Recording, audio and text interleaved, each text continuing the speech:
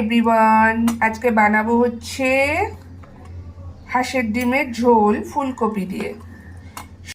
সবার আগে ডিমগুলোকে সেদ্ধ বসিয়ে দেব। আলু ফুলকপি দিয়ে বানাবো, তাই আলুগুলোকে ছিলে নিয়েছি, ফুলকপি কেটে নিয়েছি। মশলায় নেব হচ্ছে গিয়ে, এখানে আমি সব কুচে নিয়েছি আর কি, এগুলো একসঙ্গে মিক্সিতে পেস্ট করে নেব। আদা, পেঁয়াজ, রসুন, গোটা জিরে, একটু টমেটো কুচিও নিয়েছি, একটু মটরশুঁটিও নিয়েছি।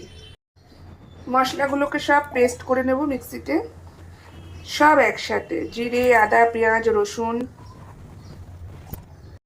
গরম মশলা, দুটো কাঁচা লঙ্কা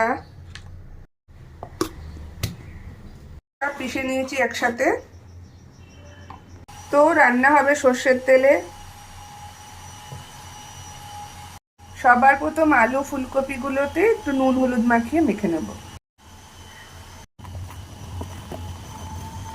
সবার প্রথম কপিগুলোকে আমি একটু ভেজে নেব।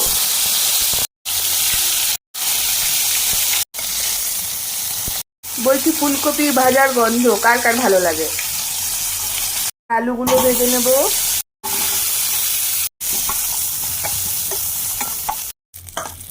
আলুও ভেজে নিয়েছি। এবার ডিমগুলোকে হালকা করে নুন হলুদ মাখিয়েও ভেজে নেব।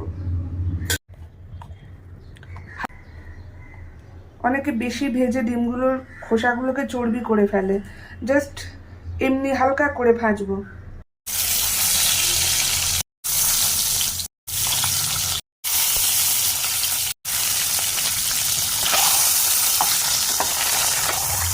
ডিমগুলোকে আমি খুব হালকা করে ভেজেছি। কপি, আলু সব ভেজে রেডি। ফোড়নে জিরে, লঙ্কা, তেজপাতা, বাটা মশলা। এবার মশলা ভালো করে কষে নেব। দুধ, নুন,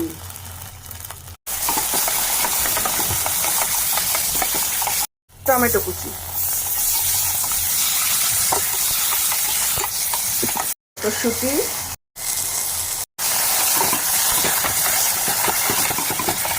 একটু মিষ্টি, লঙ্কার গুঁড়ো দেবো, আলুগুলো। মশলা মোটামুটি কষে আমার রেডি হয়ে গেছে। এবার দেবো জল। জল দিয়ে দেবো।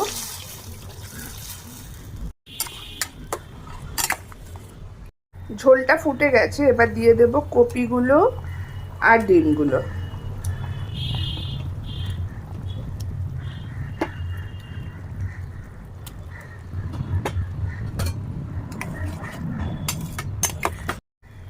দশ মিনিট এবার আমি ছেড়ে দেবো এইভাবে। তো রেডি হয়ে গেছে আমার হাঁসের ডিমের ঝোল ফুলকপি আলু দিয়ে, আন্ডা কারিও বলতে পারো। তো রেডি আমার ফুলকপি দিয়ে হাঁসের ডিমের ঝোল।